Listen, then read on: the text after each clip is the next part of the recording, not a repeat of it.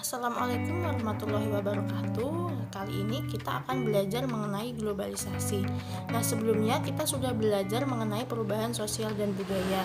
Nah, perubahan sosial budaya kemarin kita sudah belajar mengenai bentuk-bentuk perubahan sosial budaya, itu ada 3. Berdasarkan waktunya ada perubahan sosial cepat dan juga lambat. Kemudian yang kedua ada berdasarkan pengaruhnya, ada perubahan sosial yang berpengaruh besar dan juga berpengaruh kecil. Kemudian yang ketiga ada perubahan sosial yang dikehendaki dan juga tidak dikehendaki. Nah, sebelum kita lebih jauh belajar mengenai materi globalisasi, kita terlebih dahulu harus mengerti atau memahami definisi dari globalisasi itu sendiri. Apa sih globalisasi itu? Apa pengertiannya? Apa itu globalisasi? Globalisasi diambil dari kata global atau universal yang artinya menyeluruh. Sedangkan pengertian globalisasi itu sendiri merupakan proses masuknya informasi, pemikiran, gaya hidup, dan juga teknologi ke dalam ruang lingkup dunia.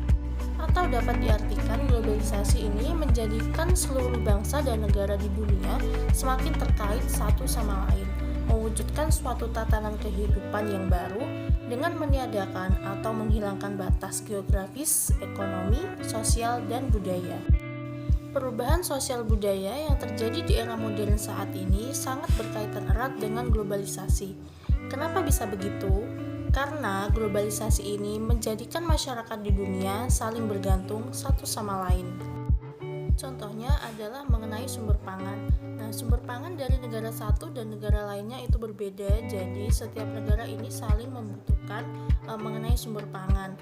Karena terdapat negara yang kekurangan sumber pangan dan juga terdapat negara yang kelebihan sumber pangan. Kali ini kita akan membahas mengenai bentuk-bentuk globalisasi. Yang pertama ada globalisasi dalam bidang budaya. Globalisasi dalam bidang budaya ini sangat bermanfaat bagi kehidupan manusia.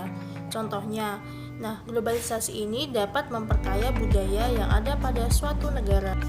Kemudian contoh dari globalisasi dalam bidang budaya ini adalah bahasa Inggris. Bahasa Inggris merupakan bahasa dunia. Namun, banyak sekali orang yang mempelajari bahasa Inggris untuk berkomunikasi dengan negara lain.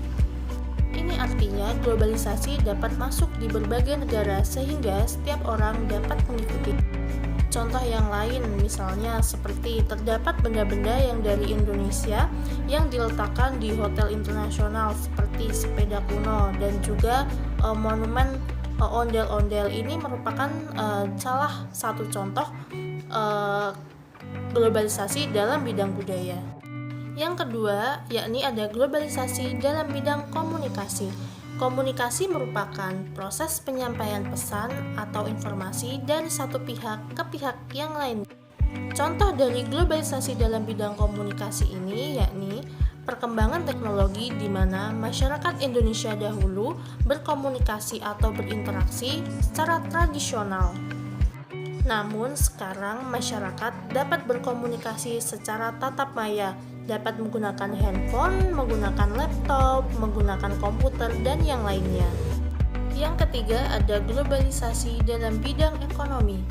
Dalam globalisasi ekonomi, berbagai negara di dunia menjadi pasar yang tanpa batas dan semakin menyatu satu sama lain tanpa mengenal teritorial dan kewilayahan. Contohnya, masyarakat dapat mendapatkan barang dengan mudah dari luar negeri seperti pakaian, seperti alat transportasi, dan yang lainnya. Perdagangan bebas juga merupakan bagian dari globalisasi dalam bidang ekonomi. Yang keempat ada globalisasi dalam bidang iptek.